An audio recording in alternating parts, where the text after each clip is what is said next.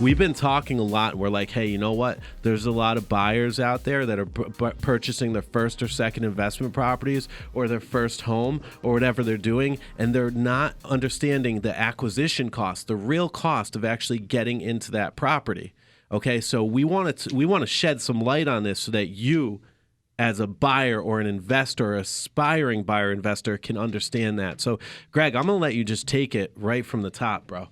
Yeah, so when you buy a house, it's called the purchase price. But I think it should be changed to the admission price. The admission price. Okay, do explain. Okay, so when you buy that house, you go to the closing, they slide the keys across the table. You got a house. You just bought it, right? Well, in my opinion, it's just starting. Mm-hmm. The financial pain is just starting. And really, my biggest point is that over the life of your 30-year mortgage, and Matt, you know this better than anybody, you're paying usually double the purchase price when you add up all that interest. Mm-hmm. And also, you have to consider all the taxes you're paying. A normal house, what's the taxes? $6,000? A nice house? $7,000?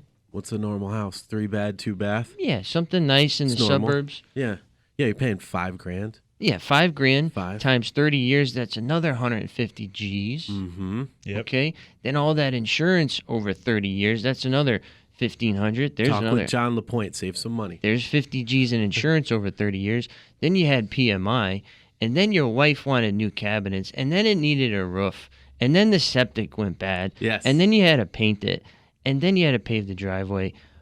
It just never ends. Finish the basement. Never ends. So you could spend 3 times what you purchased it for over 30 years and not blink an eye. You buy this house, you get 2, 3, 4 unit property. You get this exciting opportunity to get the rent to come in, help you pay for the mortgage. Now it's time to find the renters. How much does that cost? Right. You know, in time and money. Yeah. You know, either you hire somebody to handle the time part of it, and then that costs an out-of-pocket amount, which is typically first month's rent. You go vacant, so you're missing rent coming in. Yep. Plus, you got to pay your first month's rent to the person finding the rent, finding the tenant. You know, it can. You don't want to be surprised by these costs before you buy that investment property. You're right. If you're not going to live in there, you got to put 25% down versus a low down payment. It does cost money to make these investment properties and real estate work.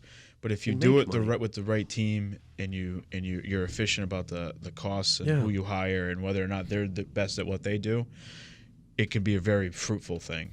Just look at the wealthiest people in the world. You're right. It's usually a long-term plan. You gotta play it out for long enough in order to reap the benefits. But you will reap benefits.